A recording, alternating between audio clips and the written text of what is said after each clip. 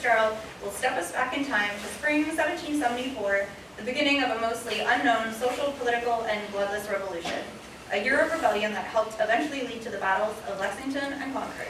We invite you to participate in a Q&A, which will follow at the end of the presentation. And thank you so much for being here, and let's give a warm welcome to our guests.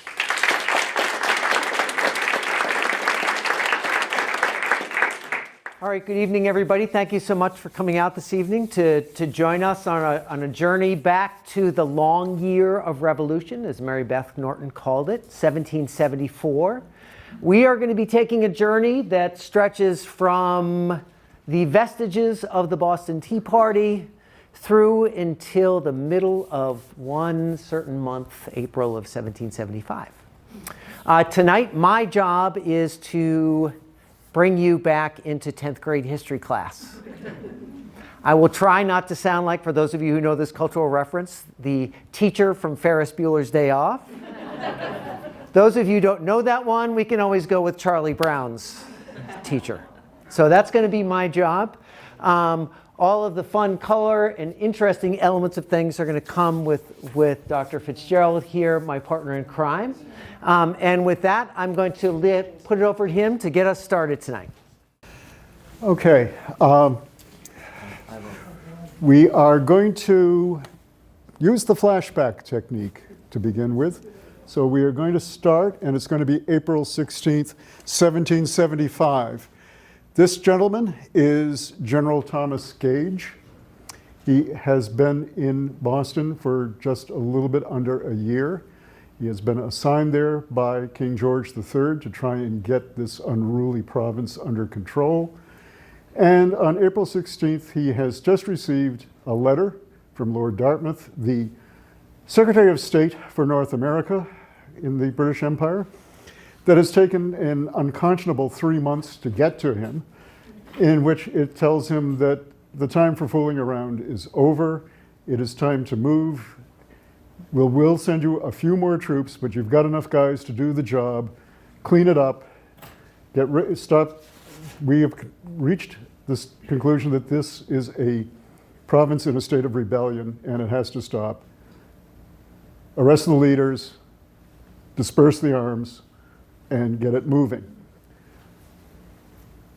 On his other hand, or elsewhere on his table, he has a letter from his favorite spy, Dr. Benjamin Church, who everybody else thinks is one of the great patriot leaders, who is telling him that the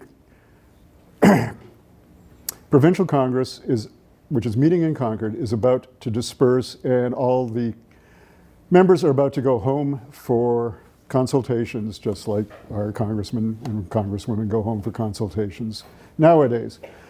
Church is concerned because he thinks Gage wants to get the whole bunch of them, and is trying to tell him that he has his one last chance for a couple of months to do it. Gage, on the other hand, is relieved because he doesn't really want to have to arrest everybody because of what all that would entail. So this will be the perfect opportunity. He knows Sam Adams and John Hancock are still in Lexington. He knows that the arms are, at least by his most recent reliable report, still in Concord. And now is the time to move. He has to make that decision. He has to decide how to do it. He is about to do so.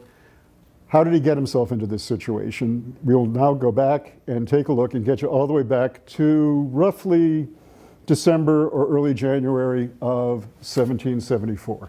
And Mr. Damon takes it from here, I think.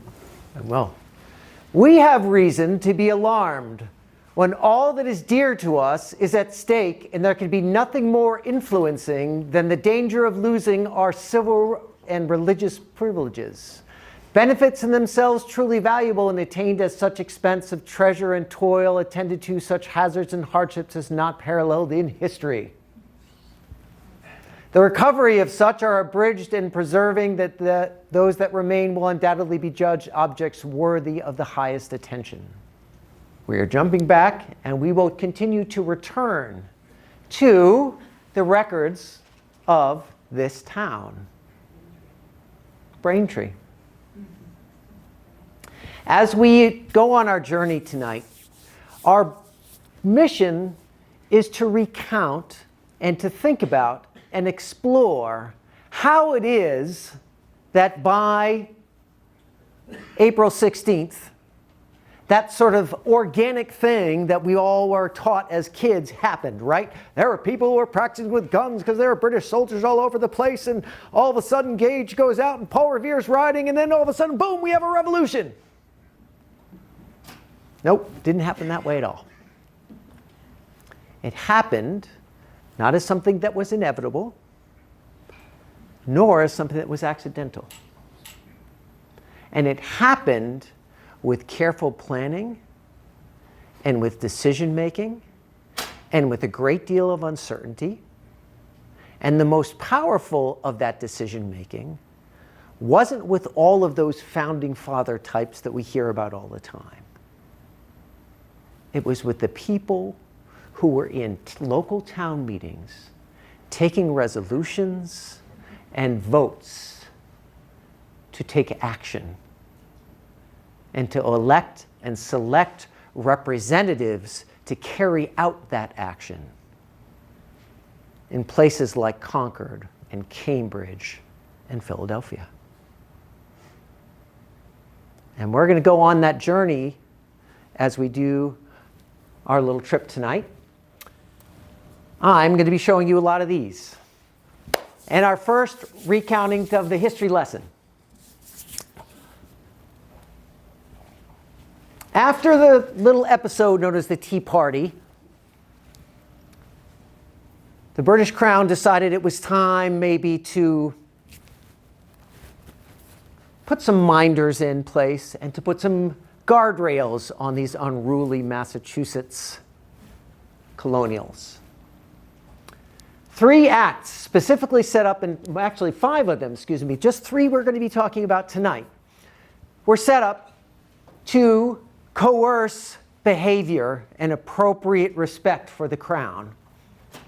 The first of them to arrive would be the Boston Port Bill.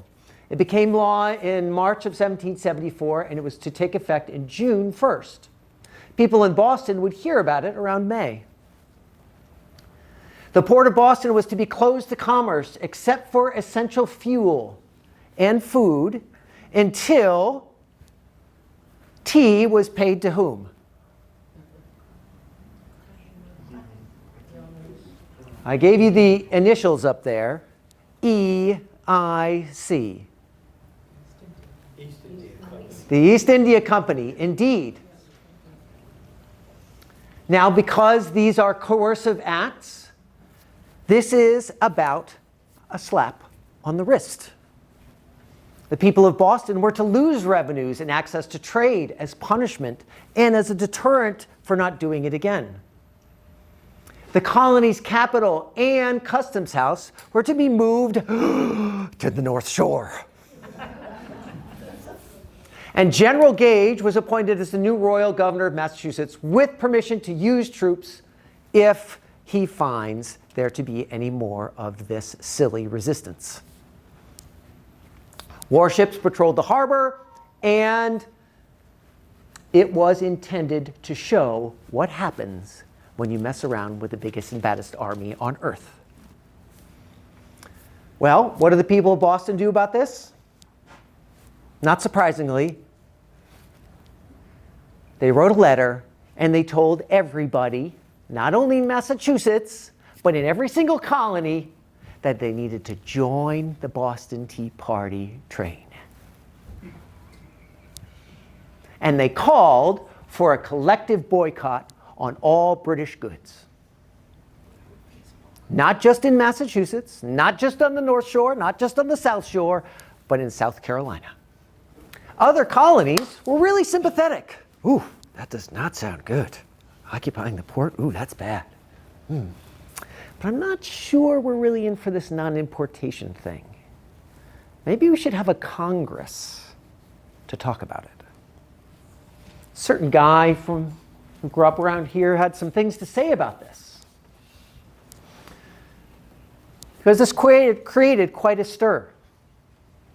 Before, Boston did its own thing, and they were supposed to live with the consequences. But now Boston is asking everybody to come to its aid and be on its side. We very seldom hear any solid reasoning I wish always to discuss the question without all painting, pathos, rhetoric, and flourish of every kind. And the question seems to me to be whether the American colonies are to be considered as a distinct community so far as to have a right to judge for themselves when the fundamentals of their government are destroyed or invaded. Whether they are to be considered as a part of the whole British Empire, the whole British nation, so far as to be bound in honor, conscience, or interest by the general sense of the whole nation. However, if this was the rule, I believe it is very far from the general sense of the whole nation that America should be taxed by the British Parliament. If the sense of all the empire could be fairly and truly collected, it would appear, I believe, that a great majority would be against taxing us, against or without our consent. It is very certain that the sense of Parliament is not the sense of the empire, nor a sure indication of it. But if all other parts of the empire were agreed unanimously in the propriety and the rectitude of taxing us, this would not bind us. It is a fundamental, inherent, and unalienable right of the people that they have some check, influence, or control on their supreme legislature. If the right of taxation is conceded to Parliament, the Americans have no check or influence at all left. This reasoning never was, nor can be, answered. There it is. There it is. The principles and the ideas that are going to be turned into actions. Okay. I have one more dizzying wall of stickies to talk to you about. Because there are two more of these acts that we need to talk about briefly. The first of them was the Massachusetts Government Act, which was to take effect on August 1st. It was passed on May 20th, along with the Administration of Justice Act.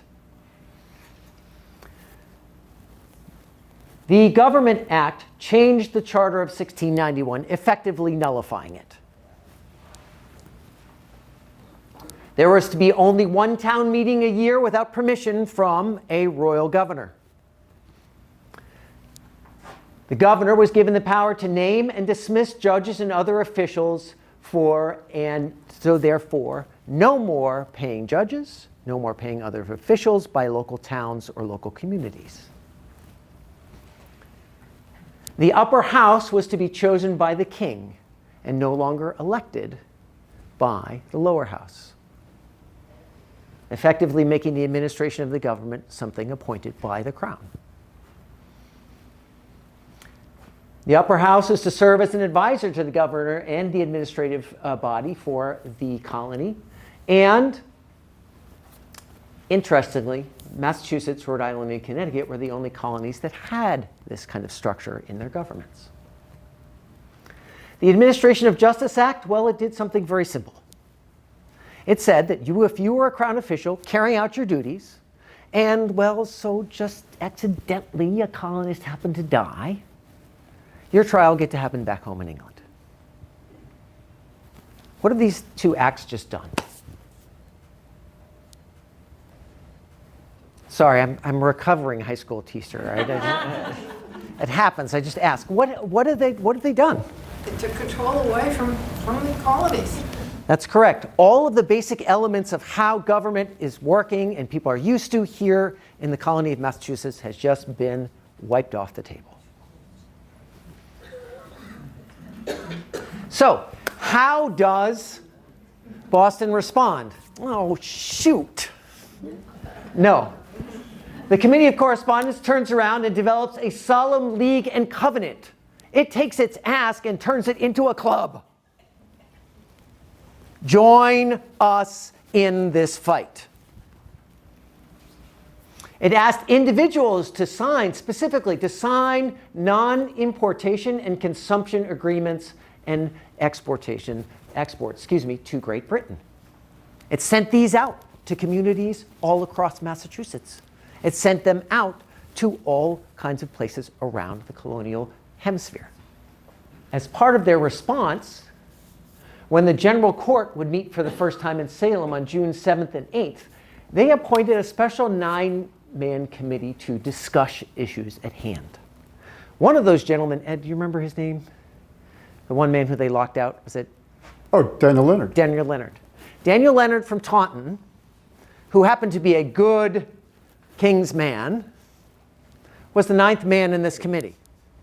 The committee would discuss all the important things like whether or not we were going to pay for the tea. They would adjourn. Mr. Leonard would leave, and the other 8 would go back in the room and start having the real conversation.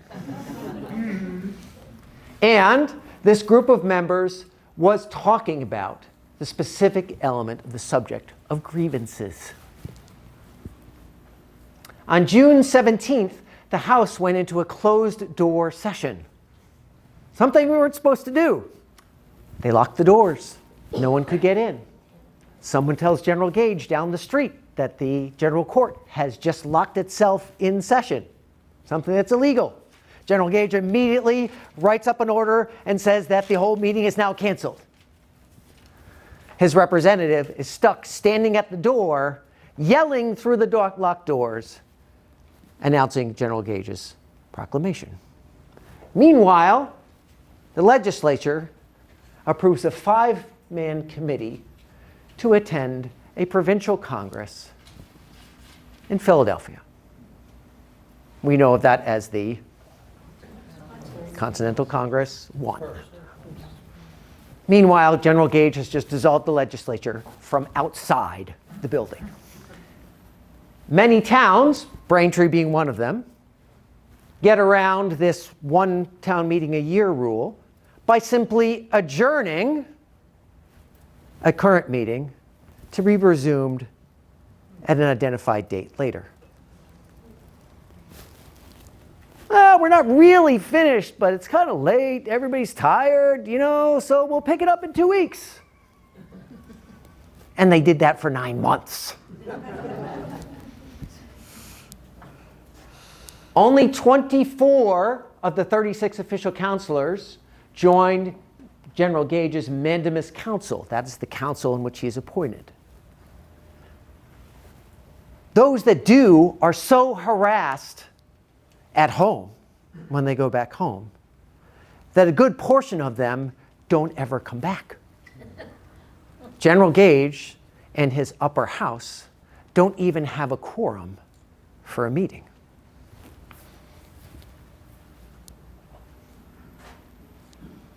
Many of them, to be fair to them, resigned just simply because of what the implications were for their homes and their communities. They had a choice. Do I want to be on this council, or do I want to be a member of my community? They chose to be a member of their community. For rightly or for wrongly, we can talk about that at some other point. How they were convinced to resign from the council is something else we could talk about. But the fact that they chose to do that rather than remain is the other piece. I'm moving really slowly here, aren't I, Ed? So with regard to the remainder, with regard to the Administration of Justice Act, this is where Western Massachusetts, that we don't often hear about, actually took the lead.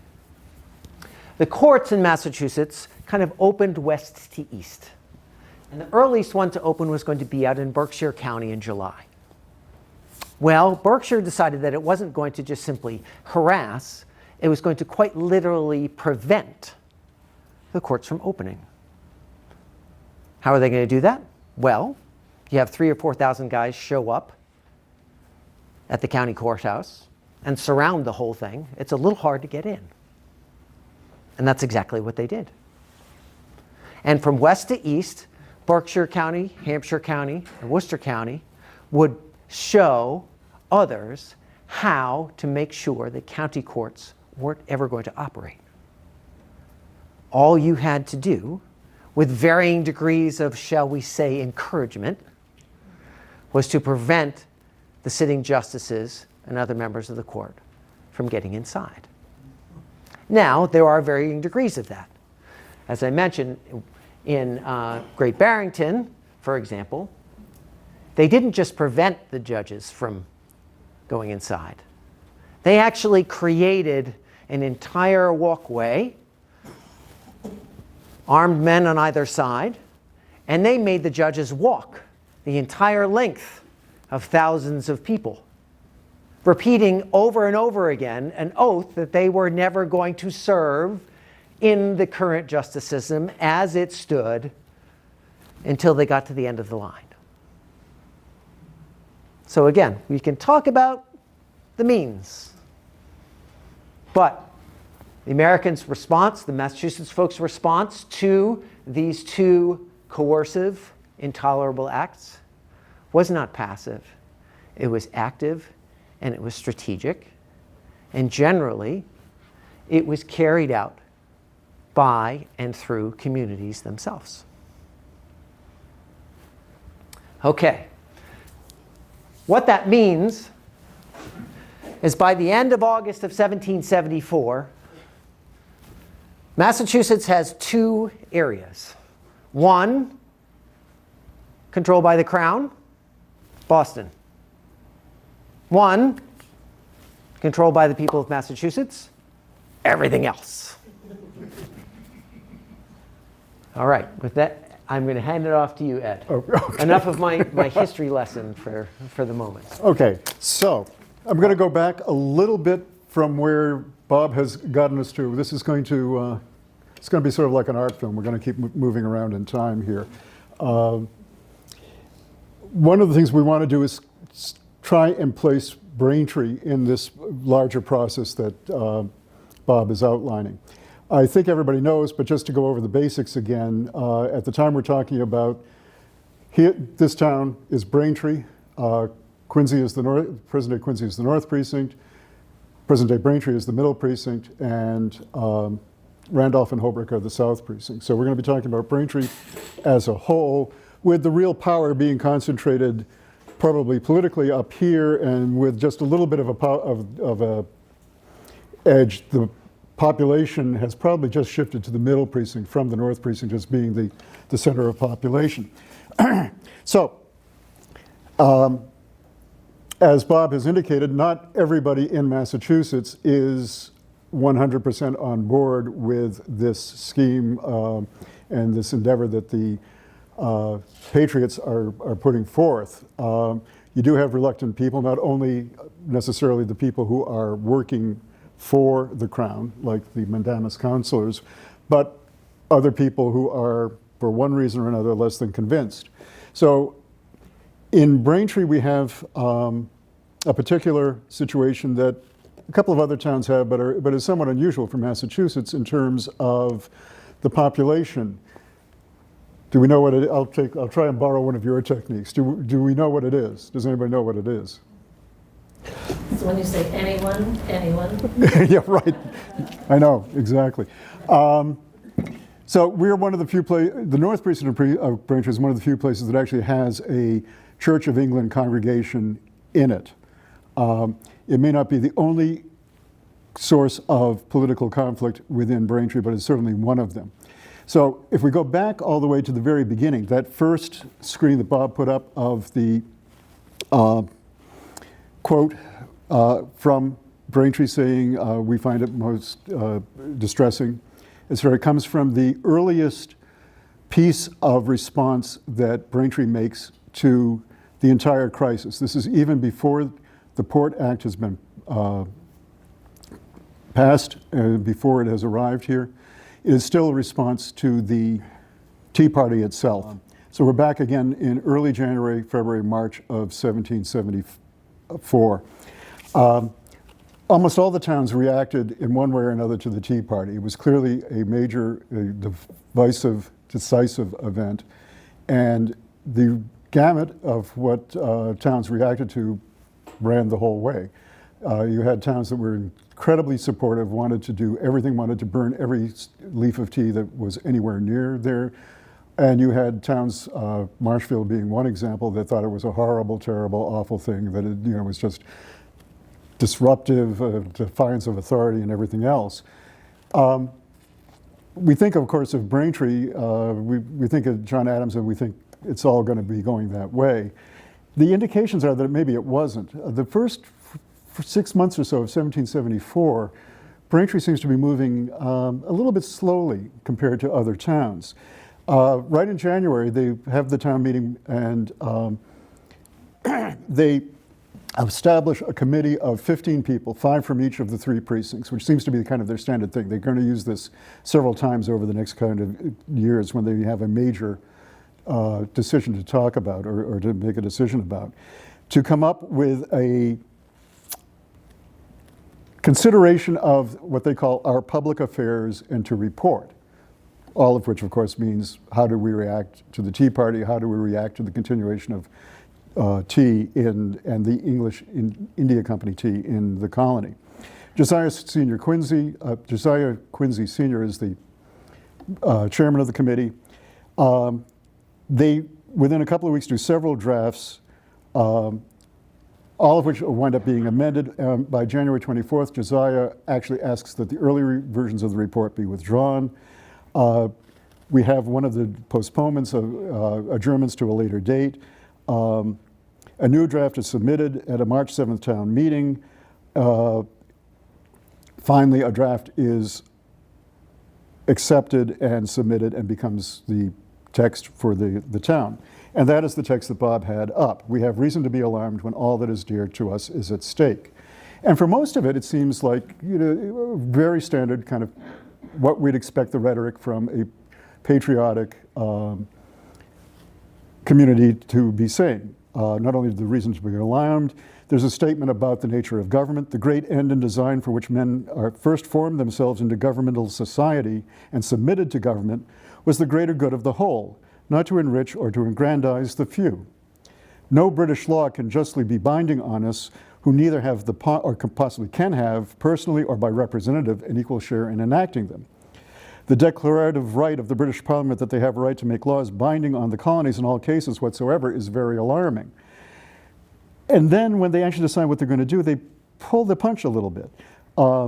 Whereof we resolve, as far as in us lies, to put an end to the use of all East India teas and peace goods, and to consider every person among us who shall hereafter buy, sell, or buy teas or peace goods until our grievances are redressed, if not intentionally, yet practical enemies to our rights and liberties. The hedge there is East India teas.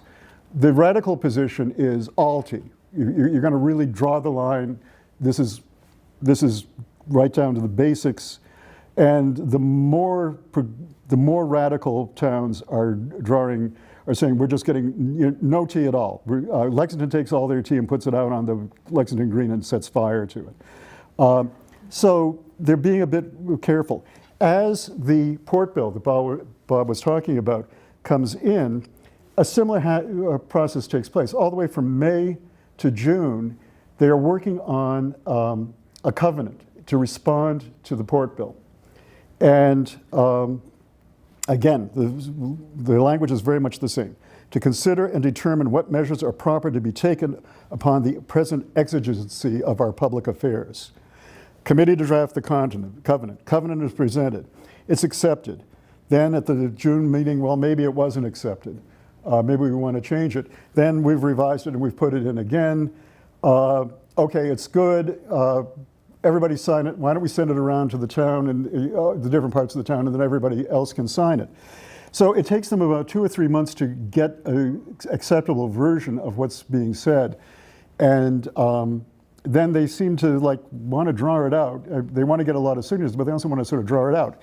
Now the kicker here, this is the ultimate frustration of all local history. We don't know what the covenant says. We don't have a copy of the covenant. It's missing. It's been missing since forever. The 2 great 19th century historians of Quincy skip or elude this whole thing because they have no idea what the covenant said. But it was slow. It was cautious. It was piecemeal. But by this time, and we're having to kind of compress, but time is important here. When things fall, when some of these events happen, and in what sequence they happen makes a difference. So by the time they've worked their way through on this second covenant, not only has the Port Act arrived, but the other 2 coercive acts, the Government Act and the Justice Act, has arrived. And that's going to begin to make a difference in what they're feeling. And I think we have to get to the next major development, right, before we go any further with the local story. I think. Are we right? Yes, we're, it looks like we're right. Which one would that be? That would be the Congress, right? Provincial Congress? The Congresses, continental and provincial varieties? Yes. Okay, so you're back to Bob. So back to me. Okay.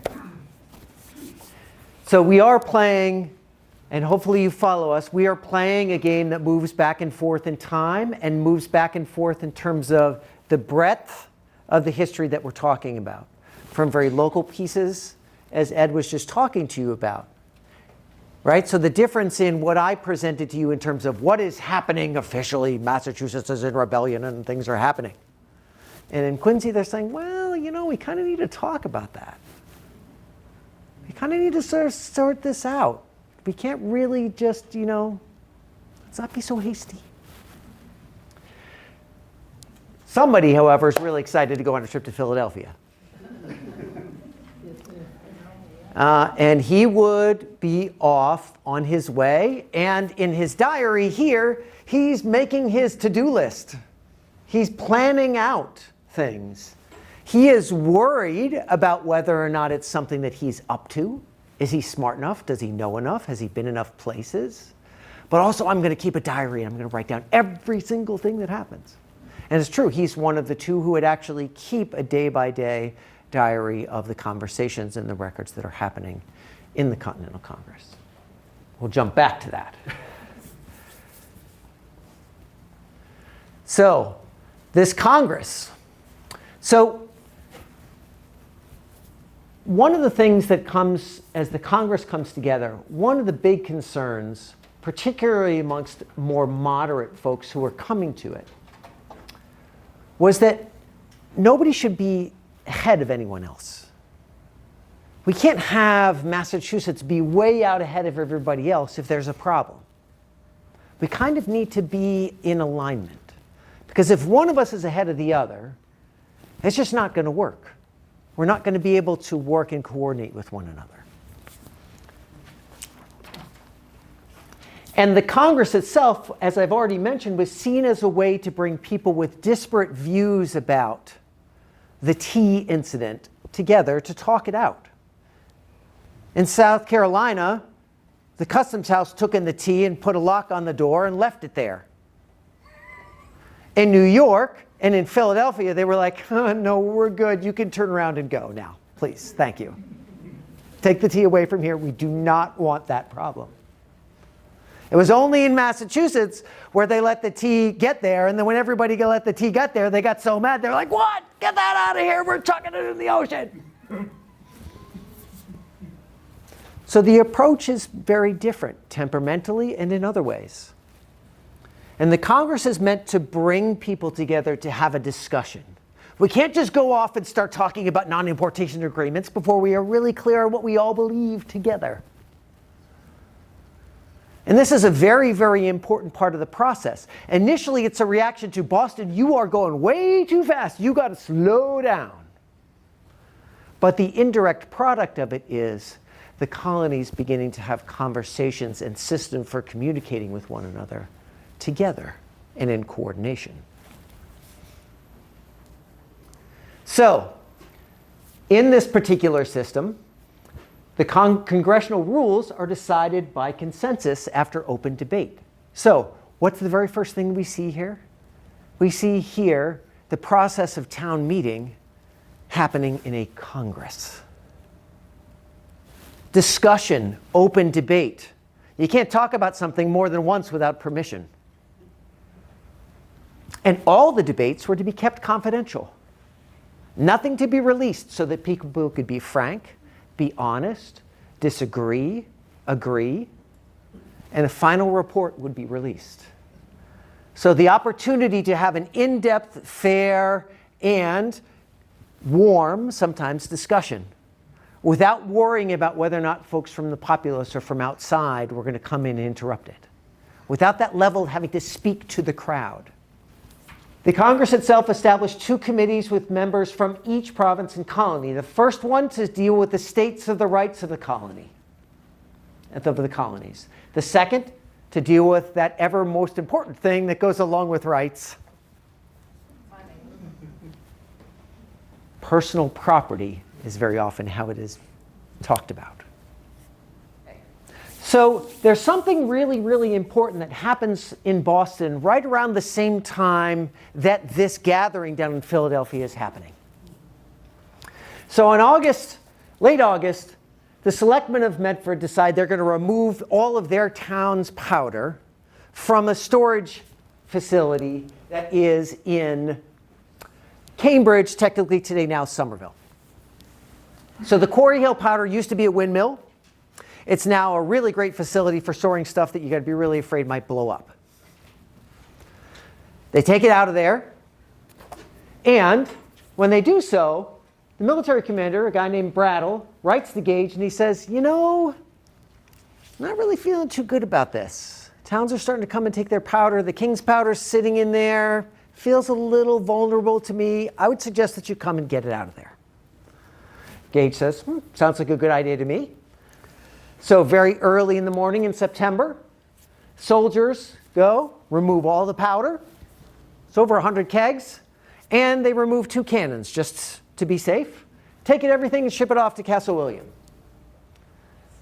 Well, don't you know when that happens? And they did it in the middle of the early morning, in the middle of the night. They're sneaking around. What's happening? And all of a sudden, rumors began. The first local rumors were that General Gage had taken the town's powder away. And what he really wanted to do is to take it away so that he could go and attack people outside of the town of Boston. Well, we all know that kid's game of telephone, right? Well, this is telephone on steroids. And it doesn't just go across Massachusetts. It goes into Rhode Island. It goes into New Hampshire. It goes to Maine. It goes to Connecticut. It goes to New York. And by the time it gets to New York, General Gage is bombing. People are dying. 6 people are dead. This is really bad, everybody. And that rumor shows up in Philadelphia. And everybody in Philadelphia is like, well, let's really, really hope that that's not true. Which, of course, it wasn't. But it creates a really important question for the people who are having this conversation about the colonies. Look what happens when this kind of tense discussion around the touchy subject of who's controlling what gets a little bit out of control in communities. Nothing more terrifying to some of the most radical, Sam Adams being one, than seeing what happened when General Gage, just going and removing the king's powder from a powder house, turns into a full-on bloodbath. Just simply with a rumor mill. And all of a sudden, this notion of maybe not being so hasty and making sure that we have our ducks in a row doesn't seem like such a bad idea. Because the general people moving on rumors unchecked, whew, close shave. So while that's happening while the Congress, is happening in Philadelphia, and after everybody's kind of gotten over the hullabaloo that is the powder alarm, General Gage in early September calls for the election of representatives to a new general court. Uh-oh. We don't like that. We're not going to be a part of the King's General Court. We didn't agree to that. And we're not going to agree to that. But so what do we do? How do we govern ourselves? Because we can't be a part of that system. What's going to happen? And so in that question, people decide, well, maybe we should have our own Congresses. And the various individuals who have been elected at local communities to be responsible for contacting other communities. So committees of correspondence decide, okay, well, maybe what we should do is we'll come together at the county level and we'll talk about what we think we should do. And that's exactly what happens. So county conventions happen all across the colony of Massachusetts. Now, we're only going to talk about one. There are a lot of really, really cool outcomes from some of those counties. Worcester in particular, woo! They were ready to go and fired up.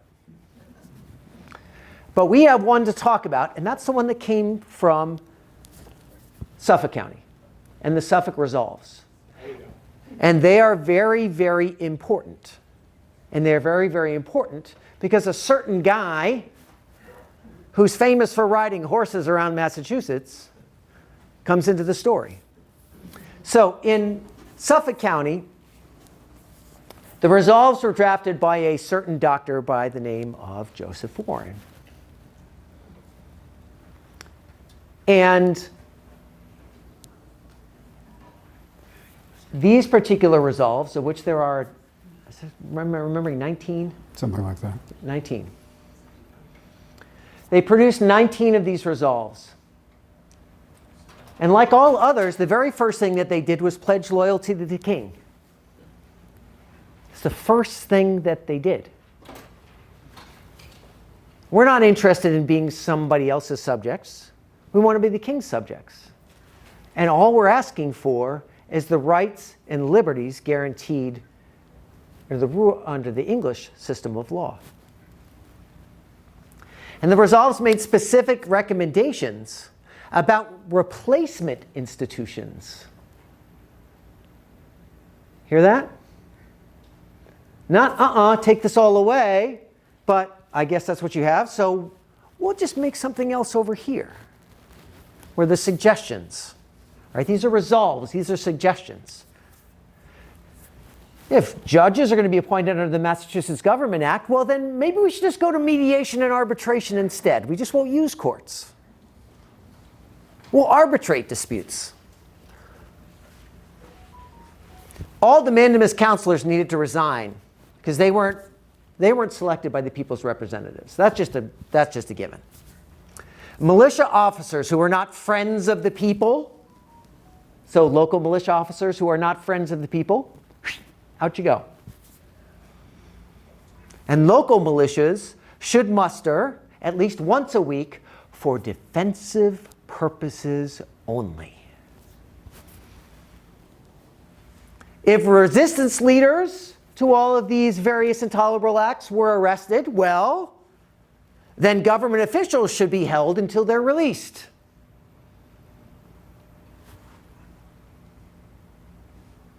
And they called for a provincial congress.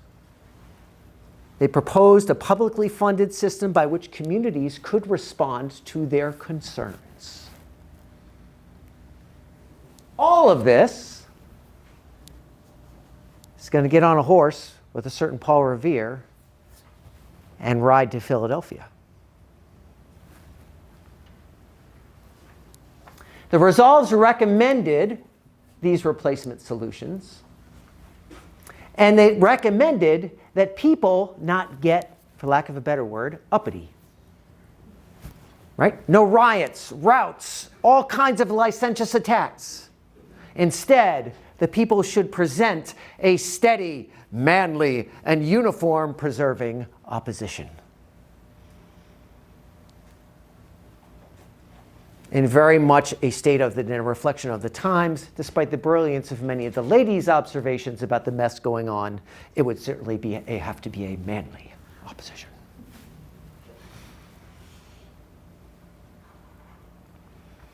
And here you see, and I'm going to hand it back off to Ed now. Here is a resolve from Braintree to send representatives to the Suffolk County Convention.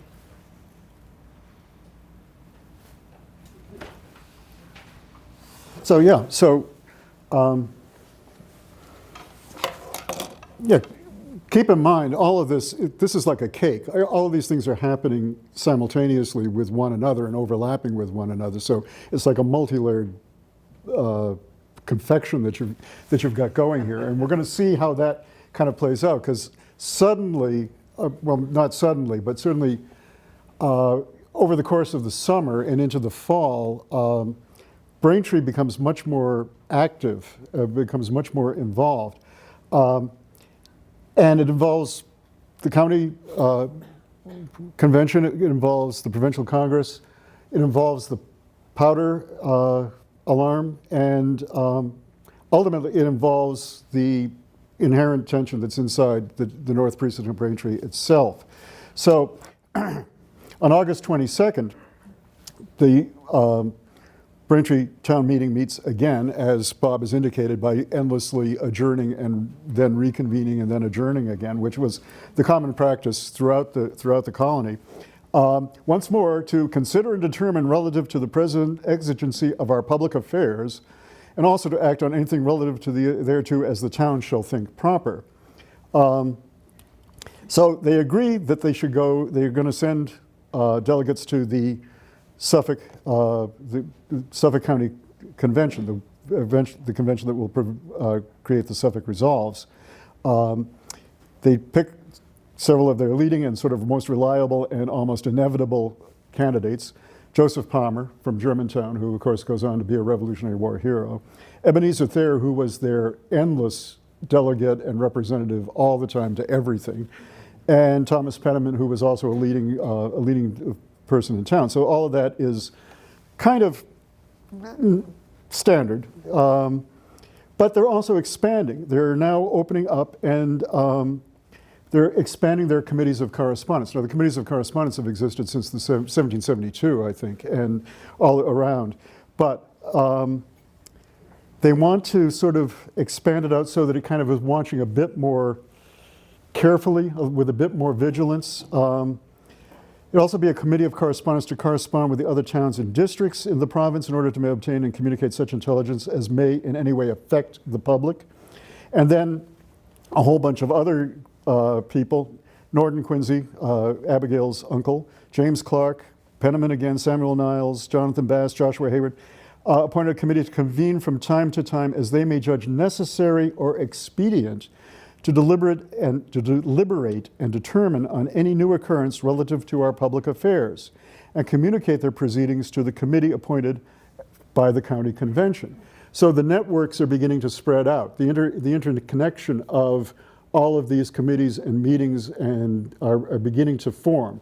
They're watching more carefully here. They're taking a more proactive stand. They're planning to let the committee for the Suffolk County to know. Just over the hill will be the beginning of the provincial congress.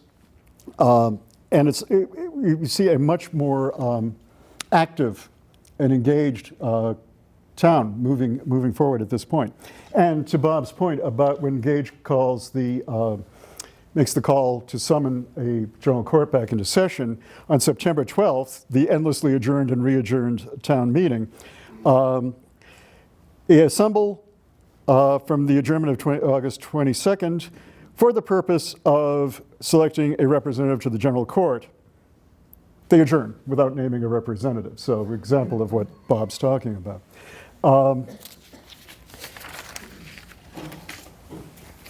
Meanwhile, by the time we get to the October, their next town meeting, which is really our skeleton, probably should have explained that when we started. We have this kind of skeleton that we really have to rely on of the records of the town meetings, which are at best, incomplete or at best very skeletal. And we really have to kind of build what we can off of that. But here, all of a sudden, we've got a fat portion here. There's going to be some meat on the October 3rd meeting because they're there to respond. The Suffolk Convention has taken place. The Suffolk Resolves have been proclaimed. The Continental Congress has actually ratified the Suffolk Resolves, endorsed the Suffolk Resolves. They're voting, and one of their purposes of formal business is to vote to endorse the Suffolk Resolves that have been voted for by their representative. But that's not what the first order of business is. The first order of business is we need to have a vote respecting a false charge relative to the Church of England, whereas a report has been reported in the town of Boston and other places that a considerable number of people in this town, in other words, in the town of Braintree, had entered into a combination to disturb and harass the Reverend Mr. Edward Winslow and other members of the Church of England with a letter to oblige them to leave the town. No evidence appearing to support this charge, therefore, They want, the resolution of the committee is that said report is malicious, false, injurious, and calculated to defame the town and that we protest against all such combinations. In other words, we would never be involved with anything like this. All such combinations as being subversive of good government, we being as ready to allow that right of private judgment to others, which we claim for ourselves. And later in the same meeting, they come back to it again, but we'll pick that up later. They don't let it go at that point. So what's going on is at least partly a dust-up related to the powder alarm. And for that, we have to turn to Abigail, who has been, of course, writing to John while John's in Philadelphia about everything that's going on. 2 letters that she writes. On September 2nd, she writes to him, and after the usual pleasantries, she says, "I own I feel not a little agitated with accounts I have this day received from town. Great commotions have arisen in consequence of a discovery of a traitorous plot," which is the powder Brattle and the powder seizure in Charlestown, etc. But it turns out that it has at least one local connection, because she says to John, "Yeah, you know, I know you've heard all this, because you guys would have heard all about that and everything else." And of course, actually, they're having a meltdown because they haven't heard that much, and they're not sure whether the town's burning or not still. But she says, "Mr. Vinton, Braintree resident, member of the Anglican Church, our sheriff, it seems, received one of the 20 warrants which were issued by Mr. Goldthwaite and Mr. Price." Okay, this is, I told you it was layer cake. Remember, I don't know, what was that, three screens ago when we were doing the Justice Act?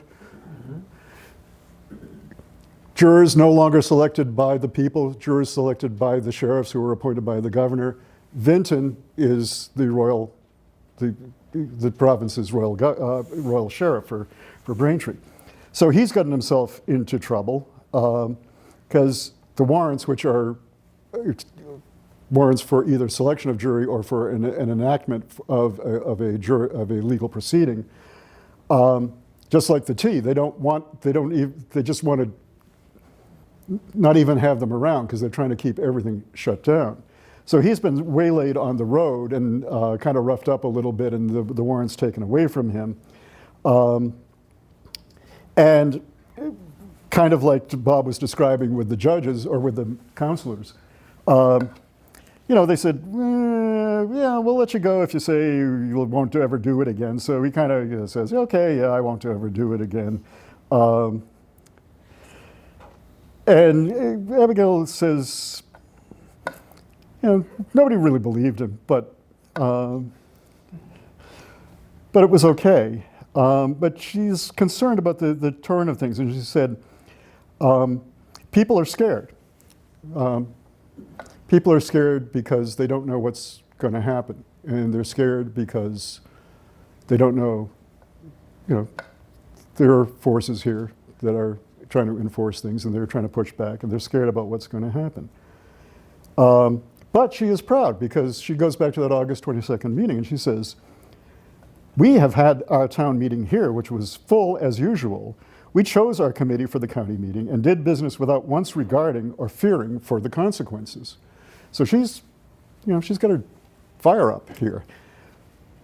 And she's not done, because as it turns out, 2 days later, which you will wind up telling John about in another week, we have our own little powder alarm here in Braintree as part of the general reaction.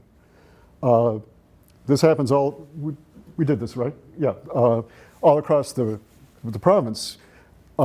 People begin trying to secure the powder, hide the powder, make sure that it cannot, the Gage and the British forces cannot get it. So on September 4th, because the powder for Braintree was kept in the North Precinct, actually kept fairly far north in the North Precinct, it was kind of up over on the upper side of where Adams Street runs. People from the guys from the other 2 lower precincts came up, seized the powder, and we're going to bring it back further south. I should pause here, and I know this is complicated, and ideally it would be a little better organized, but one of the catches, if you're not familiar with it, is that as members of the Church of England, they have sworn a sacred oath to the king as part of their act of religious faith.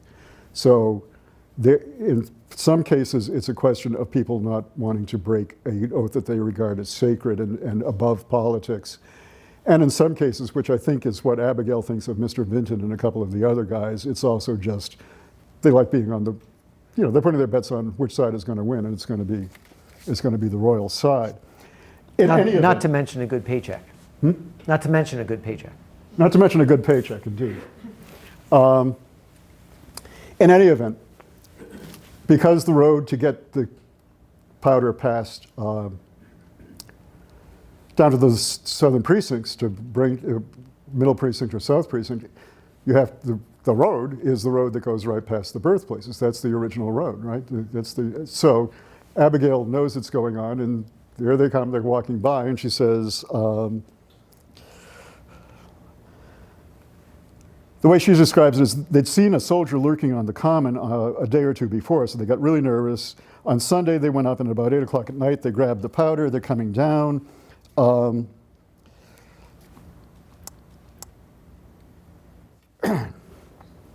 Bear with me for a second. There we go. As they're going by, she says, I opened the window as they're going by. They passed without any noise, not a word among them, till they came against this house, when some of them, perceiving me, asked me if I wanted any powder. I replied, not since I saw that it was in such good hands. The reason they gave for taking it was that we had so many Tories here that they dare not trust us with it. They had taken Vinton is back in trouble again, in their train, so they're dragging Vinton along with them. And upon their return, they stopped between the Cleverleys and Edders, 2 other of the prominent Tory or Anglican families, and called upon him to deliver the warrants, again to get rid of warrants, these things that would help open the courts. Upon his producing them, they put it to a vote whether they should burn them, and it passed in the affirmative. Then they made a circle and burnt them. And this is the part I like. So they've seized powder, they're parading all over the place, they're dragging a guy around, they're kind of browbeating him into doing things, they're showing who's who of us. They then called a vote whether they should huzzah. But it being Sunday evening, it passed in the negative. So, they're good Congregationalists no matter what. In any event, so he again swears that he won't do anything. They again, weren't satisfied but let him go, and then he gets, it keeps going on like that. And that's obviously where the source of this tension is, and the rumors are beginning to spread about what Braintree is doing to its Church of England people that they are having to refute at the town meeting a few weeks later. And the 14th, Abigail offers this evaluation to John of where we are. This town appears as high as you can well imagine, and if necessary would soon be in arms. Not a Tory but hides its head.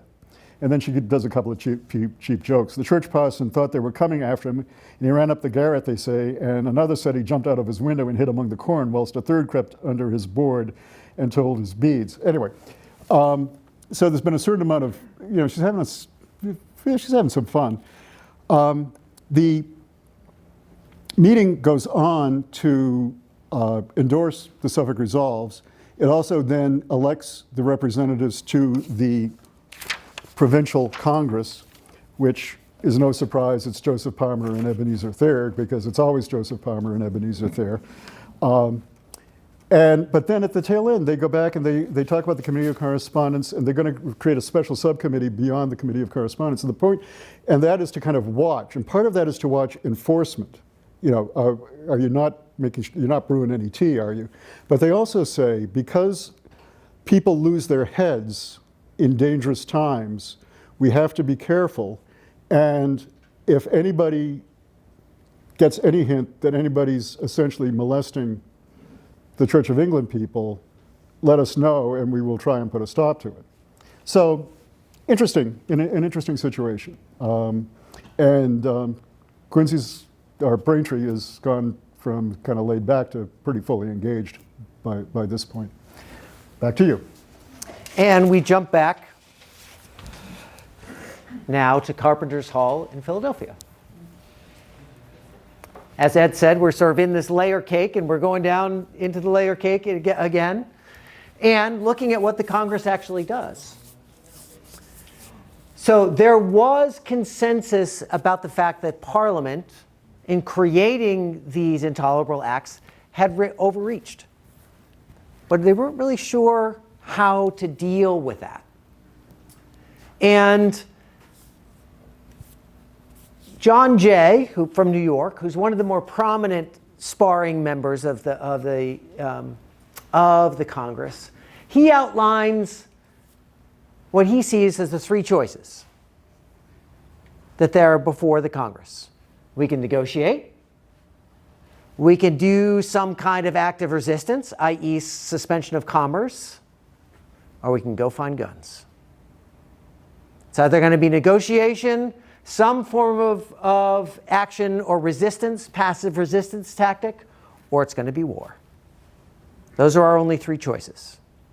And generally, most folks don't disagree with him. And so they come up with they end up wrestling with 5 really significant questions.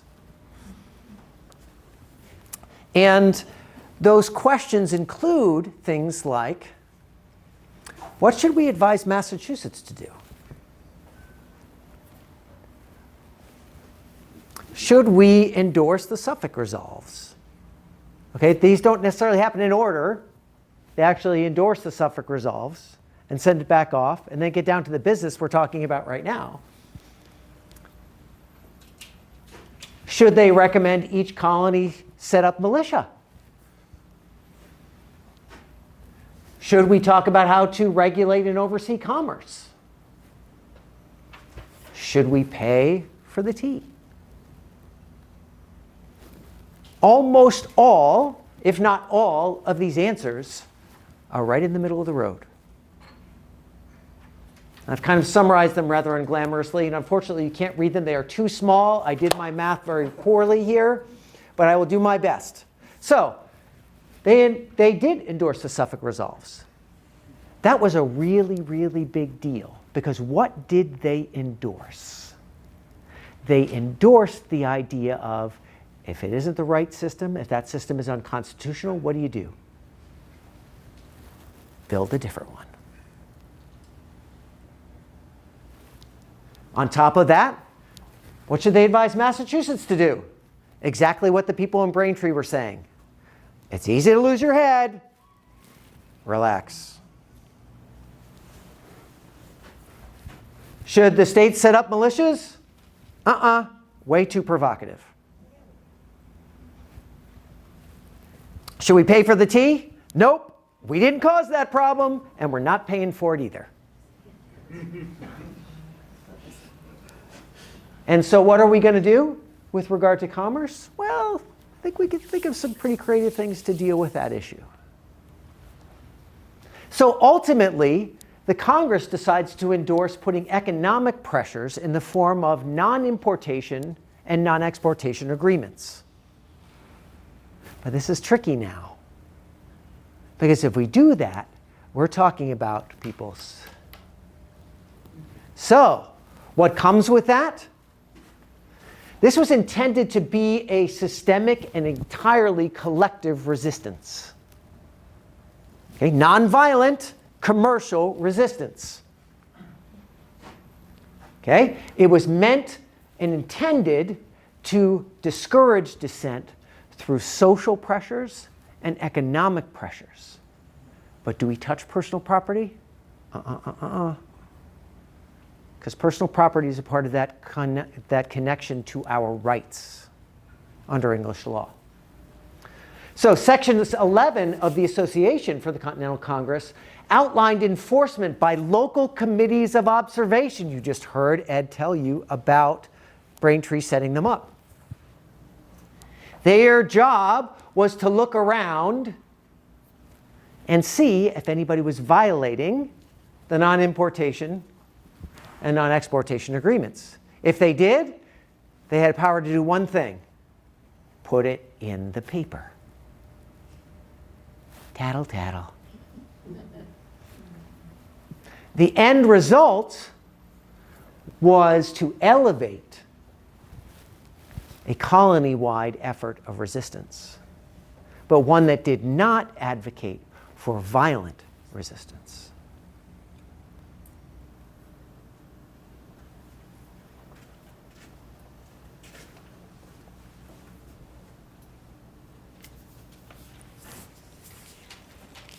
So, really quickly, goes back to, should I let you take this one about what's happening in Braintree in terms of sending representatives, or do you want me to keep going? We want to be Yeah, go mindful ahead. of Go our ahead. time. That's fine. Okay, so here we have a wonderful example of another one of the pieces of democracy that we don't usually use these days. It's called an instructions to the representative.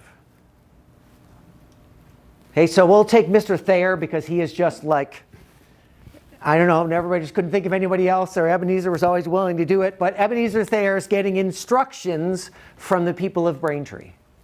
Not recommendations, instructions.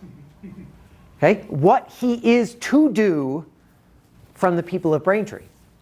We, your constituents, direct and instruct you to attend to the spirit and letter of said resolves, particularly where they recommend to us to submit to a suspension of the administration of justice, where it cannot be procured in a legal and peaceable manner under the rules of the charter and the laws founded thereon, until the effect of their application for a repeal of the acts by which our charter rights are infringed is known.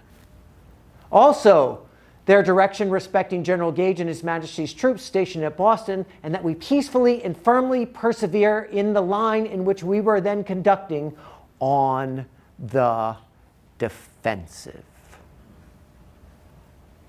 So their representative, they're being very explicit. We resist, we don't obey, we're not complying, but we remain on the defensive, protecting ourselves.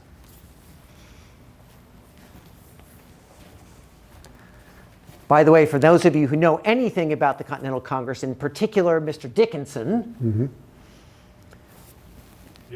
the defensive is essential to having his buy-in. We act in an offensive manner. We lose many of the conservative members of the Continental Congress. We lose the coalition. And ultimately, Massachusetts loses. Okay, so in the first provincial Congress in Massachusetts, the county delegates are still figuring out how to have a legislative body without complying to the act, and along comes General Gage and gives them a gift. Everything is such a mess in Massachusetts, and he says, we can't have a legislature. This is a total, just a mess. We can't do it. And he cancels the legislature. And all of a sudden, what do the representatives from the county council say? Oh, well, I guess then we're going to have to form one for you. And they take the pretense of General Gage canceling the legislature as a necessity for management of the state and its communities to set up a provincial Congress. Thank you very much, General Gage. You just gave us exactly the legal precept we needed to create ourselves a separate and entirely independent legislature. And that's exactly what they did. So, just as they'd done to elect the representatives to the Continental Congress, they gathered in Salem on October 5th, the day that General Gage had called for the legislature to meet in Salem. And what did they do? The exact same thing they did the last time. They went inside, they made a vote, they voted for John Hancock as the president, Benjamin Lincoln, a future Revolutionary War hero himself, as the secretary. They issued a statement saying that they had formed themselves because General Gage had cut out the government. And then, what did they do? They adjourned until October 11th. They met to meet in Concord, But so many people showed up. Normally, there were a lot of people who didn't show up for all kinds of different reasons to the state legislature when it met. But so many people showed up, they had to move to Cambridge so they could get to a building that fit everybody. So they moved to Cambridge. And in that first session, again, John Hancock is the secretary, Benjamin Lincoln is John Hancock is the president, Benjamin Lincoln is the secretary. Henry Gardner, I left his name bolded, is a receiver general. What does a receiver general do? Collects, and more specifically, taxes. Okay, so the Congress also created a standing committee to serve when the Congress was not in session. It created a 9-person committee of safety to oversee the safety and defense of Massachusetts. It also created a committee of supply to give them all the stuff they needed for that defense and safety of Massachusetts. The Congress was technically an extra-legal government, so it actually couldn't compel anybody to do anything. All it issued was recommendations. It was up to the local towns to then ratify those and accept those recommendations and carry them out. Now, as Ed has already mentioned, there was a certain gentleman by the name of Dr. Benjamin Church. He was a representative from Boston, very prominent, very well thought of, and he was also General Gage's mole in the Congress. And all the things that were being decided in Congress, General Gage would know about. That's an interesting fact given what we know about what General Gage thought he could and couldn't do. He knew every move that his opponents were going to make politically. I'm not sure we can be so harsh on General Gage. This is a really, really carefully executed game of chess that's being played here. So, the Congress chooses Sam, John Adams, and John Hancock, and Thomas Cushing to go off to CC2. They're going to be going off to the Second Continental Congress. First thing they do. Recommendations are made related to the establishment of companies of Minutemen throughout the colony with specific requirements related to them. The Committee of Safety is given the power of the purse through the voluntary taxes that they collect to spend for its mission. And the Committee of Supply is given the specific task of carrying all of that out. Off we go. Here we see from the Braintree Town Records, committee appointed to consider relating to Minutemen offered their reports as follows. I'm going to skip through it really quickly because we are moving slower than I thought. And right down here, who's the chairman for the local Minutemen committee? Familiar name. By the way, he would do a little bit of this job during the American Revolution as well. Just a little. One more guy I'm going to talk about before we move on here, and before we come back to Ed for our sort of closing out or bringing us back around. Josiah Quincy Jr., one of the young rising stars in Boston, the Sons of Liberty. He is a part of, yes, that Quincy family. His dad's house is on Muirhead Street. Josiah Quincy Jr. would be sent on a secret mission, a clandestine mission to London. His job was to scope out what the heck is happening in London with the Parliament. So, November 17th, he meets with Ben Franklin. Ben Franklin's like, it's going to be great. It's all going to work out just fine. He's like, okay, Ben. We'll see you later. He meets with Lord North. That's a pretty high-level meeting for a rabble-rouser from Boston. They have a 2-hour debate with one another. What's Josiah Quincy doing? He's just simply drawing out everything that he can about what Lord North believes. He meets with the Customs Commissioner. Does the exact same thing. He goes to the House of Lords, watches the procession of the King for a new session of Parliament. What's his comment? I wasn't awestruck with the pomp. December 12th, he meets with Lord Sherburne, one of the opposition members, who says, oh, just stay united. They'll never be able to beat you if you stay united. Not really encouraging for a guy who's looking for a little bit more oomph in Parliament. Good job, keep going, good job. On December 17th, he writes a letter to Joseph Reed, one of his friends. I look to my country with the feelings of one who verily believes they must yet seal their faith and constancy to their liberties with blood.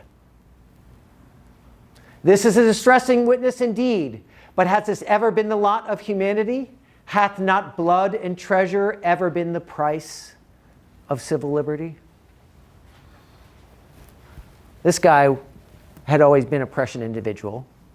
He's the reason why John Adams was able to win 2 cases after the Boston Massacre. He collected all the evidence. He squared it up and teed it up for John Adams to deliver. Tragically, Josiah Quincy also had tuberculosis. And he sailed home in early March, to let people know what he'd found. He died on April 26th in view of land with his wife Abigail, seeing his ship as it came into the harbor.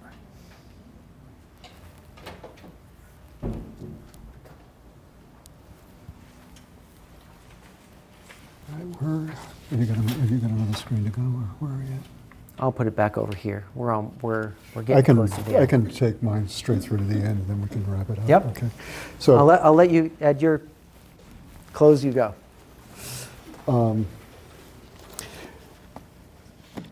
from here on, actually, the tale gets a little bit tighter and more inevitable, despite Bob's caution about how none of this is really inevitable. So we can move, I think, a little bit faster. In terms of Braintree, Braintree now is fully on board. It really follows from here on what the provincial Congress wants to have done. And for all the talk about defensive only, they're ramping up a pretty darn good army rather quickly. So in November, at the town meeting, as requested by the provincial Congress and earlier by the Suffolk Resolves, Braintree has all the militia officers in Braintree resign their commissions so they can be recommissioned. So if anybody if there's a Colonel Brattle hiding in there someplace, they can get rid of him. And secondly, so they will no longer be the militia of the royal province, but they'll be the militia of the people or of the provincial Congress. Similarly, the receiver, to get the receiver the money, they have to stop all taxes being collected by the actual royal government. So Braintree passes a resolution that they will collect all taxes, but they will not turn it over to Harrison Gray, who is the royal treasurer for the province, but they will hold it in escrow until such time as the provincial Congress appoints a receiver, which of course they do eventually by the end of December. They continue to send a delegate to the Second Provincial Congress. As we've seen kind of as we move towards March, John Adams has come back from the first, so he's got time, he's got some time, and he is helping out Braintree. He is helping form their version of the association that the Continental Congress has established. He is also the guy who figures out how to get the Minutemen to work, and that's not just setting up the Minutemen. He's figuring out how we're going to pay them, what the pay scale is going to be, the work requirements, the whole bit. So as you say, it's a preview of what he's going to do during the Revolution. But he also does. We have one last, and we'll do it very quickly. It's gone very much from any kind of theory to a lot of action in a very quick span of months. But there is one last frantic burst of theory and propaganda and posturing of one another, which is the exchange of, and say this 3 times fast, Massachusettensis versus Novanglis. Massachusettensis is the Tory, and the Novanglis is, of course, our old pal, John Adams. Massachusetts, at the time, Massachusettensis starts writing in December, about mid-December of 1774, and he's presenting the Tory case here in Massachusetts. He's having a rather successful time. He's obviously making more impact than the Patriots are happy about, but they don't have anybody stepping up to the plate. And he writes, I think, something like 8 essays in the Massachusetts Chronicle. It's not the Massachusetts Gazette, it's the other one, it's the Tory paper. He writes 8 Massachusettensis. No, it's even worse than that. It's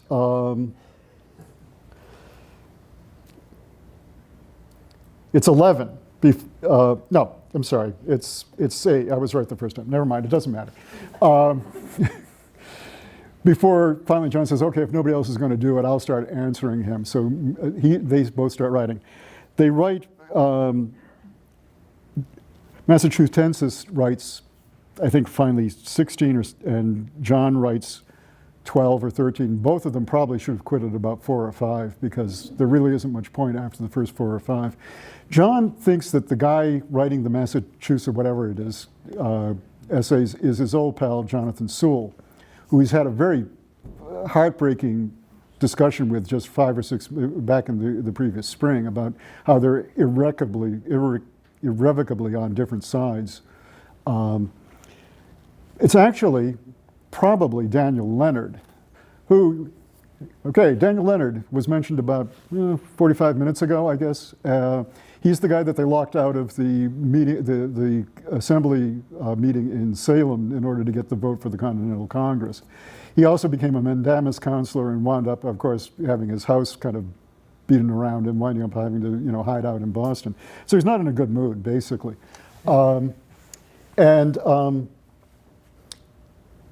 The case for that the two guys make really come down to a few things. Leonard is very effective. And in fact, Robert Taylor, the editor of the Adams Papers on this volume, says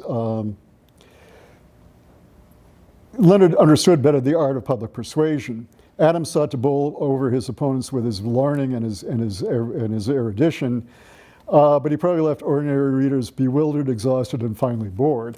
And it's not quite that bad. Leonard's case is pretty simple. The very first thing he says, and it's pretty bold, is,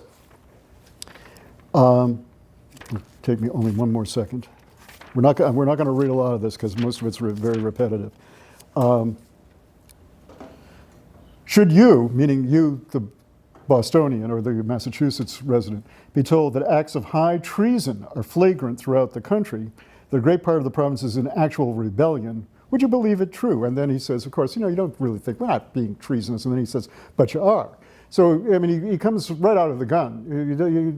Right out of the gate, he's saying, okay, these guys are traitors. And it kind of goes from there. Basically, his case is very simple. He says, you're fighting over quibbles. This is basically a matter of ambition and envy on the part of the leaders who have managed to trick everybody else. You're essentially denying the civil rights of the Tories because you're not allowing us freedom of speech. And you're presenting an absolutely fool's case that you can somehow win this and somehow not separate yourself from England. No matter what these guys are saying, they actually really want independence. And they're just not saying it. They're claiming that they're still loyal to the king. And, in that sense, he's got probably a slightly more accurate analysis of what's going on than what the Patriots are actually putting forth themselves. But he also then says, and in the end, you can't win. You're really going to go out there with these guys and fight the entire British Army. You're going to get killed, and then we're going to be in a much worse shape than you ever were. And that's really all his case comes down to, is they're scoundrels, they're lying to you. And at the base of it, I think everybody who's commented on him agrees, there is finally and you can feel it. You don't even have to read more than one or two of them. There's a deference to authority that he has that is just palpable that ultimately he believes in authority, and that's what it is. And John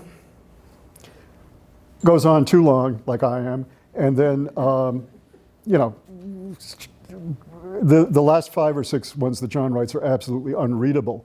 But going back to that, where we began with that letter to Abigail, and where he kind of works it all through, he's kind of found his voice. He doesn't know, I think, yet.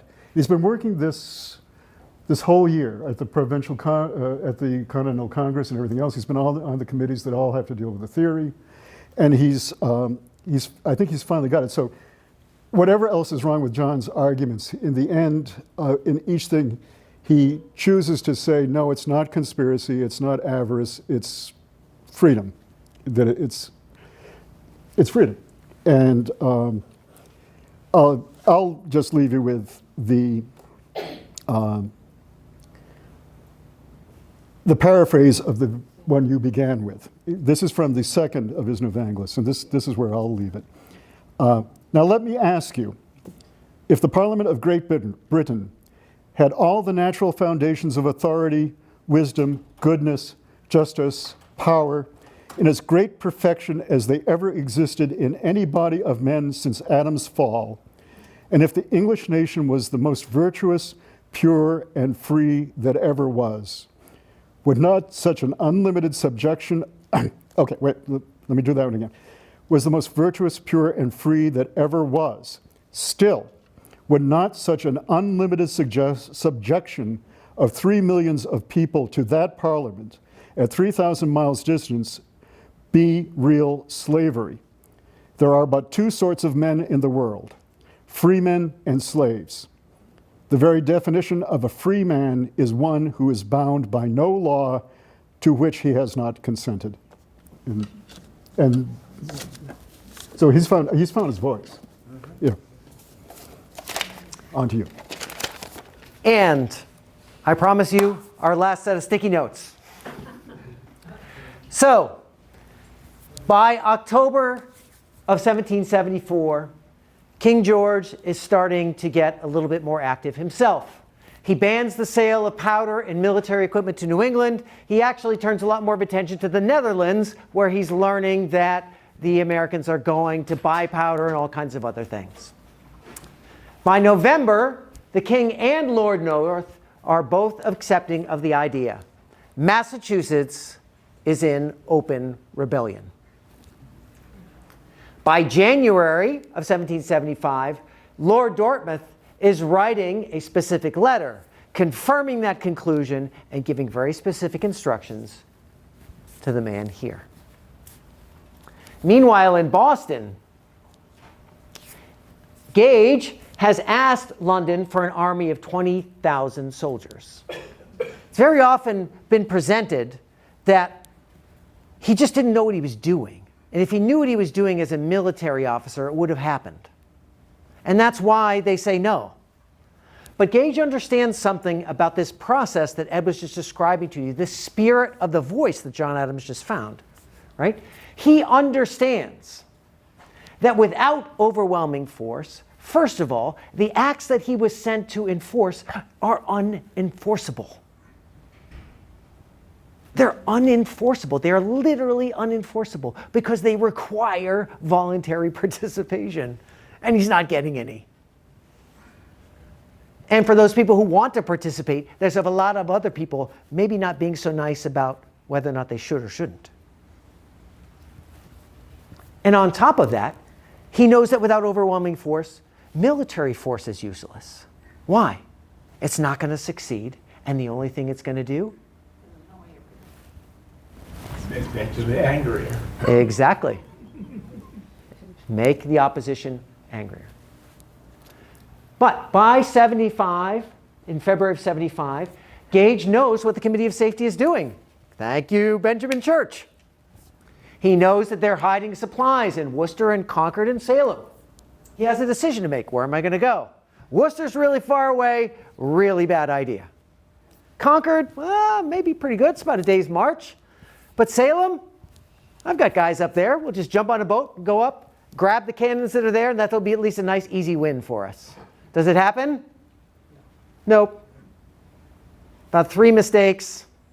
Not knowing the fact that Salem actually has a drawbridge where he needs to go. Kind of a problem.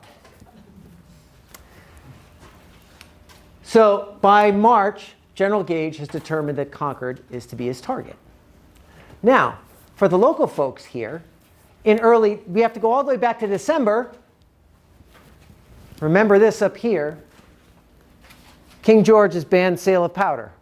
So, for the safety of Massachusetts, scavenging starts happening. And up in Portsmouth, New Hampshire, militia storm Fort William and Mary in Portsmouth and take over 200 barrels of powder out of the fort. 5 guys there who actually get off 1 cannon shot and several musket shots before they're completely overrun by hundreds of men who take all of that powder. By the way, we start talking about things like Dorchester Heights and cannons. That powder was there. Throughout early 75, the committees of safety and supply are moving forward as if war was happening, because that's what military planners do. They plan for it happening and hope that it doesn't. The committees have decided to place cannons in Concord, close to Boston, but in multiple locations, which will be constantly rotating so that it's very difficult to know where they are, and in Worcester, which is really far away and is not a good idea.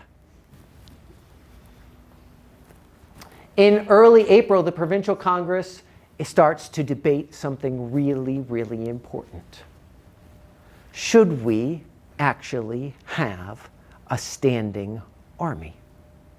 Now, remember I told you about Worcester and their county congress?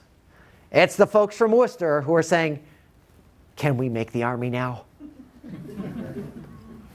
So the debate is happening.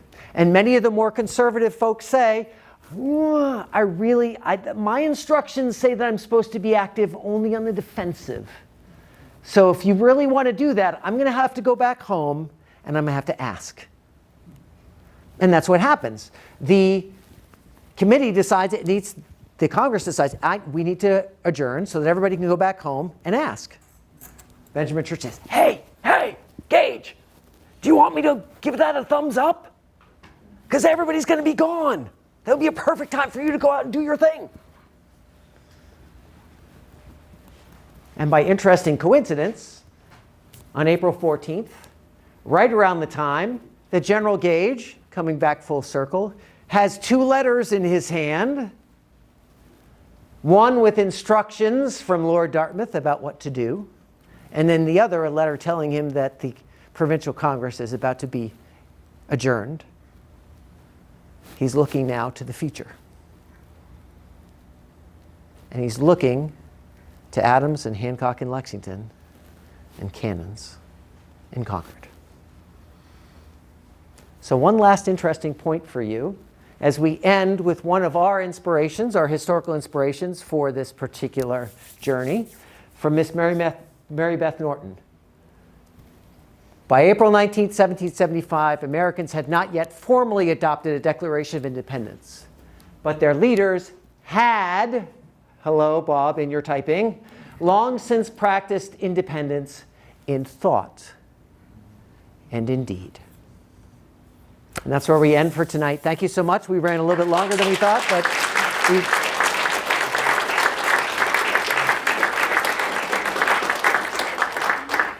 Thank you so much. do we have any time for? We can probably take 2 questions. If anyone gets their hand up the fastest. Yes. Yep. Okay. Could the king have made us a Canada at that point? Was that his way out, and why didn't he do it? So, Like, give us a certain amount of power, but still be part of the crown. And That- why would he not even consider doing that? why would he? No war. Maybe. He's got the largest, most powerful army in the world. So He's not, that isn't even going to be a choice on his, Yeah. in his resume. He's convinced he's gonna win then. Yeah, yeah, and he believes from his own understanding of rights, natural rights of the king and etc., the whole flip side of the coin that Ed just closed with around John Adams, his view is exactly the opposite. So his understanding of what is right and what rights are and where they come from is himself. Even though he's ending up gonna be, England's gonna be like failed, I mean, it's Does- gonna be out. But you are looking at this now with the beauty of historical hindsight. Growth, you know, the growth potential of this huge land. Okay, other questions? Yes? You mentioned something about the Receiver General where they did the tax. So how do they calculate the tax back in the day? Do they file a return or do they? There's no way they file a return, or I don't think they withhold it, or what? How do they? Ed, I'll let you answer that Oh, one. great, thank you very much. Taxes were, I think, on things. I mean, you taxed on property, you were taxed, you know, and they didn't like getting taxed in general, but I mean, Was it every time there was a sale, they probably they did a portion of the sale type of? yeah, transaction? I defer to the new executive director who may get me out of this trouble here. So the way that taxes worked back then, it was often usually done, if you owned a house, it was how many windows does your house have? How many chimneys does your house have? How many carts do you have? How many geese? How many cattle? How many heads of, pigs do you have? So it was based on property, and then you were charged a percentage on that. Sure, thank you. Was it very transparent at that time? Yes, it was. It is happening in town meetings, so it's as transparent as it can get. Just a quick, when you said Church was giving information to Gage, wasn't Gage's wife giving information to Dr., I think it was Dr. Warren? Oh, so there is, do you know, this is one I don't know a lot about. Alexandra, do you know about anything related to that? I know there's rumors, I don't know a lot. Yeah, there's not a lot in the historical record that would support that particular piece. That there are whisperings everywhere, we just need to presume.